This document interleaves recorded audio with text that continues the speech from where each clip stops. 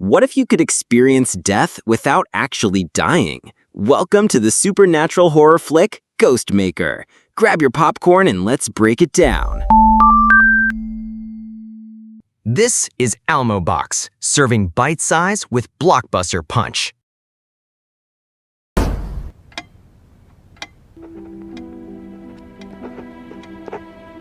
This is Alex, a college student trying to cram for her midterms, but her quiet night of studying is about to be interrupted.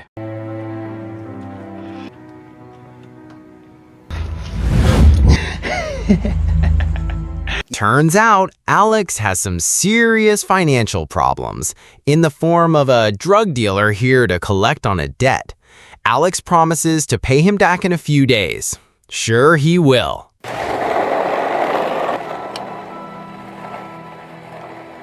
To pay the bills, Alex works a freelance gig as a cleaner. Today's job? Clearing out a creepy old lady's basement.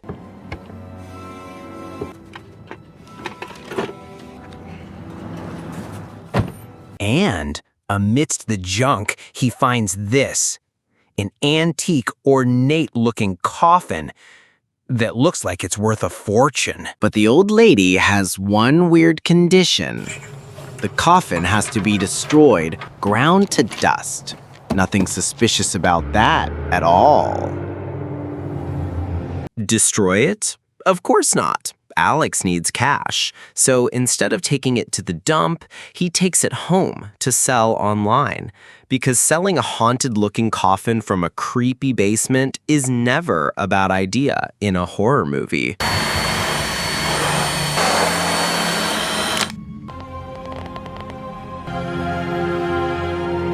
Curious about the strange machine inside, Alex decides to consult his best friend and roommate, Ben. Ben is a good-natured guy who, despite being in a wheelchair, is always the first to help Alex out when he gets into trouble. Working together, they manage to find a hidden key. And after a few minutes of searching, they find the keyhole in the strange machine. And just like a classic music box, the machine starts playing a hauntingly beautiful tune. Unsure what any of this means, they decide they need to consult their other friend, Reese, who works at the campus library and knows all about history.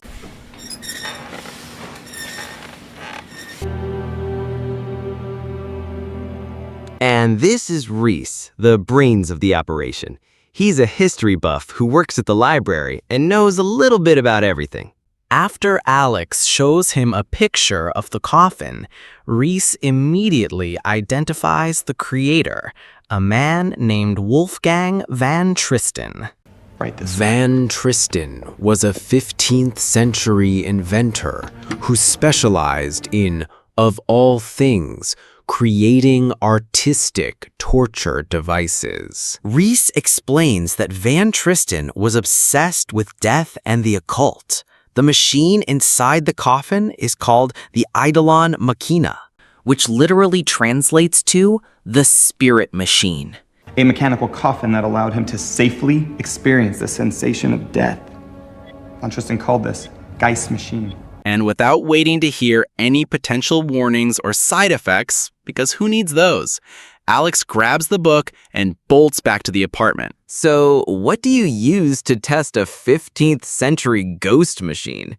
Your roommate's pet goldfish, obviously.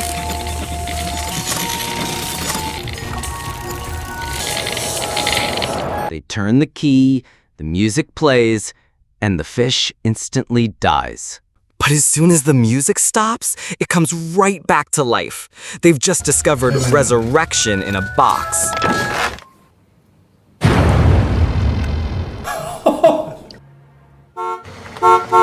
A little later, Alex's girlfriend, Jess, shows up for a visit. After a nice long visit that lasts until sunset, Jess decides to head home.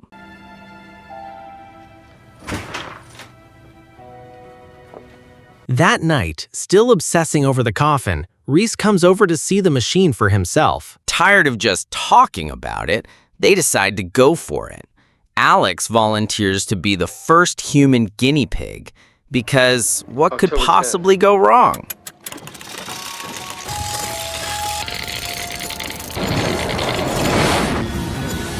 They turn the key, the music plays, and Alex's heart stops beating. Ben and Reese immediately start to panic, thinking they've just killed their best friend. No, cop. It's okay.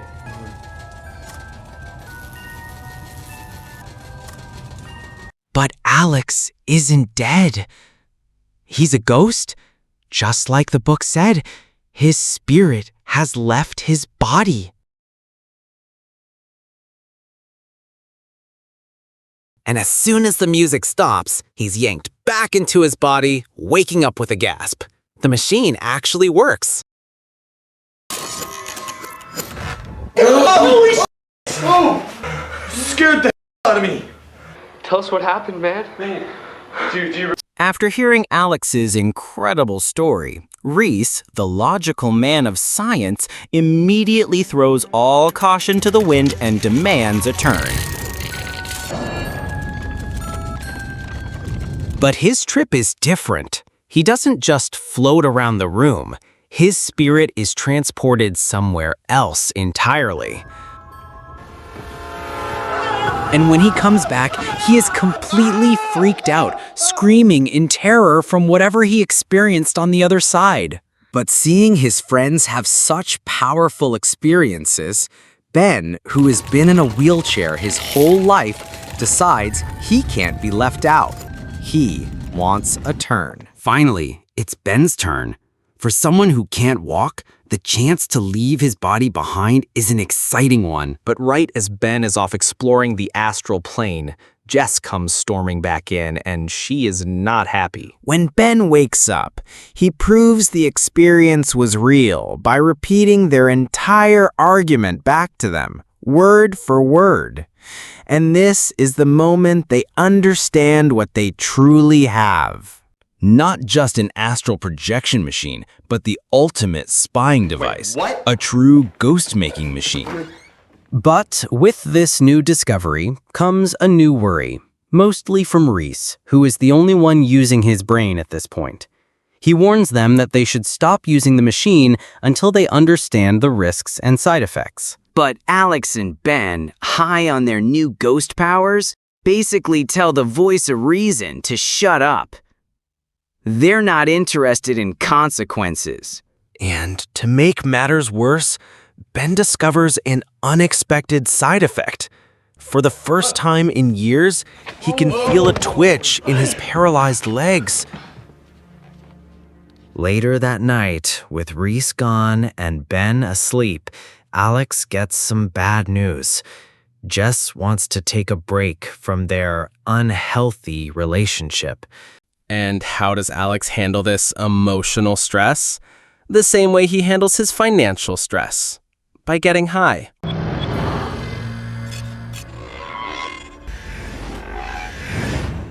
Fueled by drugs and desperation, Alex decides to use the ghost machine for something a little more profitable. He travels to a local mini-market and goes full ghost recon.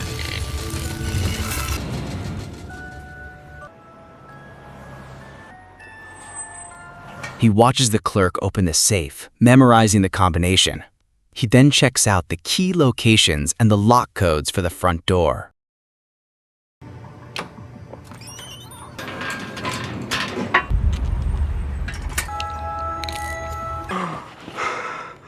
As soon as he's back in his body, Alex doesn't waste a second. He breaks into the store, steals the cash, and even finds a pistol for good measure. Heist complete. But Alex isn't the only one using the machine for selfish reasons.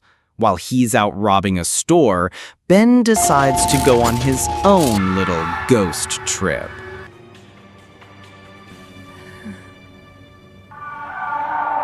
And where does he go?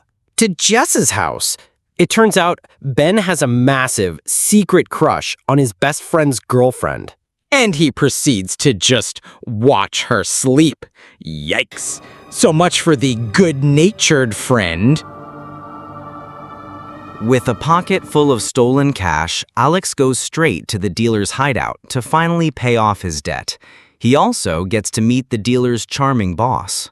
So, what does Alex do with his newfound wealth? First, he pays his debt. And then, like a true financial genius, he immediately uses the rest to buy more drugs. The dealer heads out to grab the supply from a secret stash spot, a detail that will become very important later. Alex gets back and hides his new stash. But he's not as sneaky as he thinks. Ben is awake, and he sees everything. Meanwhile, Reese is still hitting the books, trying to find out more about the machine. And that's when the first real side effect appears. He gets a sudden nosebleed, realizing that this has to be connected to his trip in the ghost machine. Yeah. I got some info on the music box.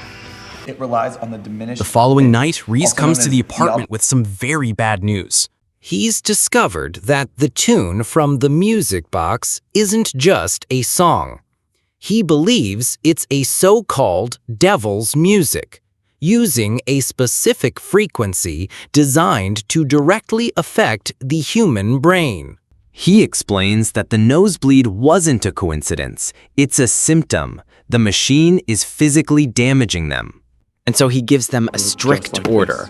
No one is to use the coffin again until he can figure out exactly what they're dealing with. So, does Alex listen to the well-researched logical warning from his smartest friend? Of course not. Feeling like the coffin is his property, he decides to go for another spin. He immediately goes back to the dealer's hideout to do some more spectral snooping. He watches a deal go down, and when the dealer goes to his secret stash spot to get the goods, Alex follows him. And just like that, the dealer's secret stash isn't a secret anymore. Thanks, Jared. When Alex gets back, he lies and tells Ben he just took a boring trip to a government building. Ben, who is getting more and more addicted to the experience, decides to go see for himself. And where does he go? As you might have guessed, right back to spying on Jess, this time while she's training at the gym. After a quick and creepy detour to the locker room, he gets back to his main obsession, Jess, who happens to be on the phone with Alex. Ben listens in as the two of them officially get back together and make plans to meet up the next day. Please don't hang up on me. I meant it when I said I needed time off, Kyle. Overcome with jealous rage, Ghost Ben punches a locker and actually dents it. Uh-oh. It seems our ghosts are getting stronger and can now interact with the real world.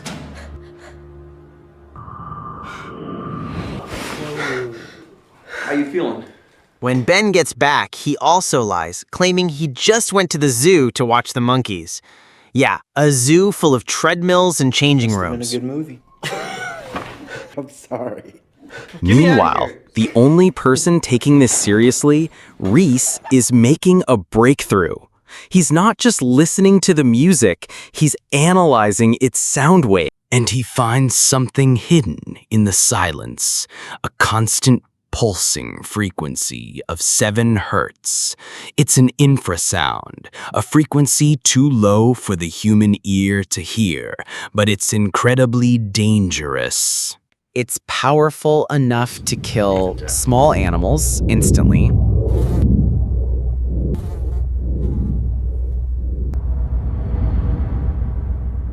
The next day, Alex and Jess are trying to patch things up over a coffee, but their date is interrupted by an urgent call from Reese. Reese lays it all out. The 7 hertz frequency is what caused Ben's legs to twitch and what caused the nosebleeds. He tells Alex that the machine isn't making them ghosts. It's literally shutting down their brains piece by piece. It's not a spirit machine. It's a slow, elaborate suicide machine. Reese begs him to stop, but Alex just ends the call. We need to figure out what we're gonna do with this god. See you soon. He turns to talk to Jess, but she's vanished. And as he reaches for his keys, the side effects Reese just warned him about begin to show in real time. So, Alex was just told the machine is literally destroying his brain, his hand is shaking uncontrollably, and his girlfriend just vanished. What's the logical next step? Stealing all the drugs from his dealer, of course. He cleans out the entire stash, which leaves the dealer and his partner in a very bad spot, because now they have nothing to sell and a very dangerous mafia to answer to. Back at his apartment, Reese is watching the footage of the machine when he spots something he's missed this whole time. A tiny, sharp metal rod. He realizes it's a transmission needle, designed to inject the low frequency directly into the user's brainstem. And just as he puts it all together, he realizes he's not alone. A horrifying, cloaked entity is standing in his room. He tries to send one last warning email to Alex, but before he can hit send, it's too late. And we see the tragic result. Unbeknownst to his friends, Reese is dead. Back at the apartment, Alex and Ben are wondering why Reese is late for their hangout.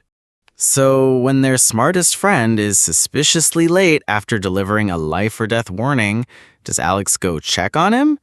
Nope. He decides it's the perfect time to get high on ghost power again. This time to go spy on the drug dealers. Worried about their boss, they decide to stretch their remaining product by mixing it with poison. Their logic? Better their customers die than them. And their first customer is a familiar face. The man buys the poison drugs and is about to use them. I got cash.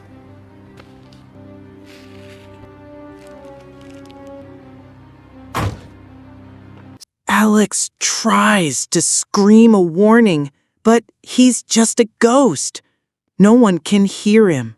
As the man dies, Alex, realizing he's a witness to a murder, quickly memorizes the license plate of the dealer's car.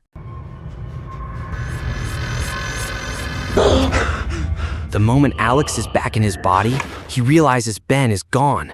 But with a man's life on the line, there's no time to worry about that now. He rushes to the addict's home, hoping to save him, but he's already too late. But he can still deliver justice. Thinking fast, he uses the victim's own blood to write the dealer's license plate on the wall, leaving a gruesome clue for the police to find. Now, Alex's next move is to get rid of his own evidence. Afraid he'll get connected to the addict's death, he decides to dump the drugs he stole. But when he looks in his secret hiding spot, the box is gone.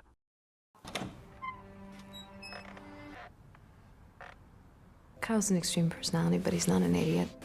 And who was the thief? His best friend, Ben. His plan? To go straight to Jess and expose Alex as a drug addict, hoping that she'll be so disgusted that she'll dump Alex and fall right into his arms. The classic nice guy move. But his master plan immediately backfires. While Jess is clearly shocked, she doesn't fall for Ben's manipulative game. She flatly rejects him, leaving him completely humiliated. Plan B has failed. And here is the secret he's been hiding.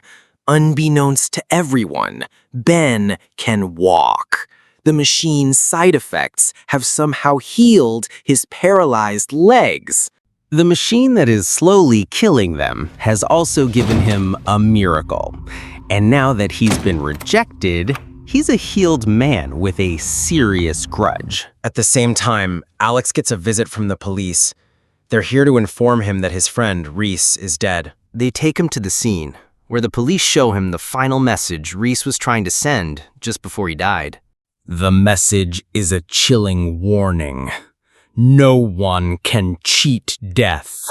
Now death is coming for us. Destroy the machine. Wasting no more time, Alex races back to the apartment with one single goal: destroy that cursed coffin.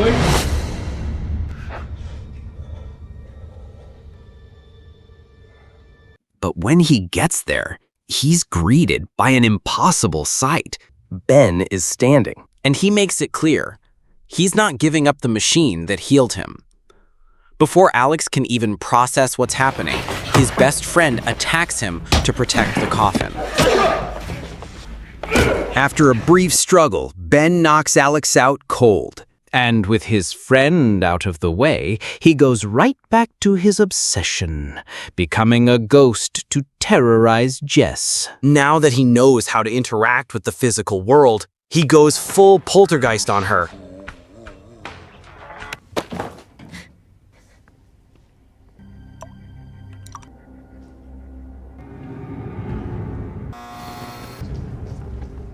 Meanwhile, Alex finally comes to. He gets up and sees that Ben and the coffin are gone. But Ben made one crucial mistake. In his hurry, he left his laptop behind. Alex quickly finds all the proof he needs that Ben has been secretly obsessed with his girlfriend this whole time. He now knows exactly where Ben has gone and who he's after. He runs to save Jess. But he's too late. The room is a wreck and she's gone. But Ben left a clue. Alex spots Jess's boxing gym bag and, remembering Ben's creepy visit there, knows exactly where to go next. And just as Alex suspected, Ben has brought Jess to the gym. He's tied her up, and his grand plan is to wake her up and show her just how powerful he's become. He gets back in the coffin, now completely obsessed with the power being a ghost gives him. The power to do things that no ordinary human can. It's a classic, if not slightly pathetic, supervillain origin story.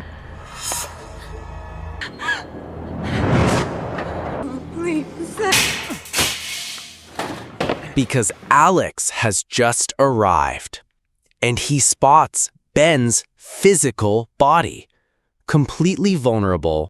Thinking fast, Alex grabs the coffin and starts dragging it up to the roof of the building, taking Ben's body as far away from his ghost as possible. The music stops, and Ben is pulled back to his body on the roof. He immediately attacks Alex, furious that his plan was interrupted. Alex pulls out the gun he stole, but instead of shooting Ben, he aims for the source of all their problems. Good luck. Ben gets the upper hand and is about to throw Alex off the building to his death. But in a stunning and incredibly convenient turn of events, Jess appears. She somehow untied herself and found one of the guns. She shoots Ben, sending the backstabbing friend falling to his own demise. A fitting end for a guy who loved to stab his friends in the back. For a brief moment, Ben is thrilled. He's finally become the all-powerful ghost he always wanted to be, free from his mortal body forever. But he's forgotten one tiny detail. He's not in control anymore, and the machine's true master has come to collect. No.